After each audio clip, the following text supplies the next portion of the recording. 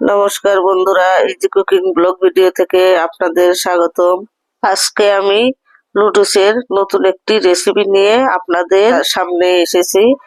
আপনারা যে যেখান থেকে আমার ভিডিওটা দেখছেন, আশা করি আপনারা সবাই ভালো আছেন। চলুন রেসিপিটি কিভাবে বানিয়ে দেখাবো, চলুন শুরু করি। আমি এখানে কড়াইয়ে জল দিয়ে দিয়েছি আর নিয়ে নিয়েছি 2টি ম্যাগি নুডলস। নুডলস গুলো আমি গরম জলে সেদ্ধ করে নেব। জলটা গরম হয়ে গিয়েছে, ফুটে উঠেছে। নুডলস গুলো দিয়ে দিলাম। তবে নুডলসটা বেশি সেদ্ধ করা যাবে না, একটু শক্ত থাকতেই নামিয়ে নিতে হবে, নইলে পকোড়াটি ভালো হবে না, মুচমুচেও হবে না। এখন আমি 3-4 মিনিট নুডলসটা সেদ্ধ করে নিয়ে নিয়েছি। নুডলসটা আমি উঠিয়ে নিব, ছাঁকনাতে উঠিয়ে ঠান্ডা জল দিয়ে ধুয়ে নিব। বন্ধুরা, আপনাদের বাসায় বাচ্চা থাকলে এভাবে নুডলস বানিয়ে দিবেন, অনেক ভালো লাগে। প্রতিদিন একই রকম ভাবে নুডলস খেতে চায় না, তাই এভাবে একবার হলেও বানিয়ে দিবেন, দেখবেন হাত চেটে পুটে খাবে।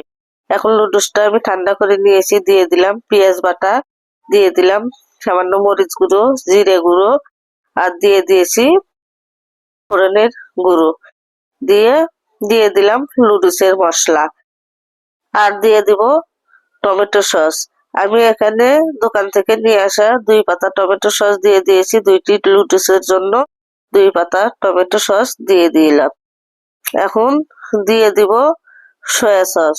সয়া সসটা দিলে খেতে ভালো লাগে, কালারটাও ভালো হয়। তবে আপনারা ঝাল আপনাদের পছন্দ মতো দিবেন। আমি একটি ডিম ভেঙে দিলাম, আর দিয়ে দেব স্বাদ মতো লবণ। দিয়ে হাত দিয়ে ভালোভাবে সবগুলো উপকরণ মেখে নিব। আর দিয়ে দিব কালারের জন্য সামান্য একটু হলুদ। হলুদটা দিলে একটু কালারটা ভালো হয়। এখন দিয়ে দেব চালের গুঁড়ো। আমি এখানে চালের গুঁড়ো দিয়ে দিয়েছি। আপনারা চাইলে ময়দা, বেসন বা কর্নফ্লাওয়ারও ব্যবহার করতে পারেন। এখন আমি আর একটু চালের গুঁড়ো দিয়ে দেব, কারণ নুডলস মাখানোটি একটু পাতলা হয়েছে, তাই আর একটু ঘন করতে হবে। আর একটু দিয়ে ভালোভাবে মাখিয়ে 2-3 মিনিট রেখে দিব। রেখে দিয়ে তারপর আমি পকোড়াটি ভেজে নিব। বন্ধুরা, আপনারা অবশ্যই একবার হলেও এভাবে বানিয়ে খাবেন। বন্ধুরা, আপনারা চাইলে পেঁয়াজ কুচি করেও দিতে পারেন। আমার 5 বছরের ছেলে আছে, পেঁয়াজ খেতে পছন্দ করে না। এখন কড়াই বসিয়ে দিয়েছি, কড়াইয়ে তেল দিয়েছি, তেলটা গরম হয়ে গিয়েছে। আমি হাত দিয়ে এভাবে পকোড়ার আকারে দিয়ে দেব। আপনারা চাইলে চামচ দিয়েও দিতে পারেন। তবে বন্ধুরা, খেতে যে এত মজা হয় আমি আগে বুঝতে পারি নাই, এত মজা হয়। বন্ধুরা, এখন আমি ঢাকনা দিয়ে ঢেকে চুলার আঁচ কমিয়ে অল্প আছে পকোড়াগুলো ভালোভাবে 2 পাশ উল্টিয়ে ভেজে নিব।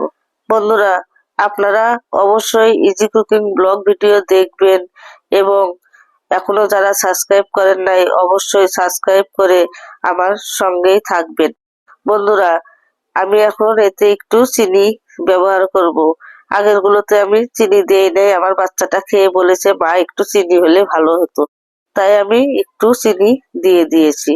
চিনিটা দিলে বাচ্চারা আরো ঝাল মিষ্টি খুব পছন্দ করে, তাই চিনিটা দিলে একটু ভালো হয়। তবে পকোড়াটি এখন ভালোভাবে ভাজা হয়ে গিয়েছে, দেখতেই পাচ্ছেন 2 পাশ হয়ে গিয়েছে, মুচমুচে হয়েছে। আপনারা একবার হলেও এভাবে বানিয়ে খাবেন, আর অবশ্যই কমেন্টে জানিয়ে দিবেন কেমন হয়েছে আমার নুডলসের রেসিপিটা। মুচমুচে হয়ে থাকলে অবশ্যই আমাকে কমেন্টে জানিয়ে দিবেন।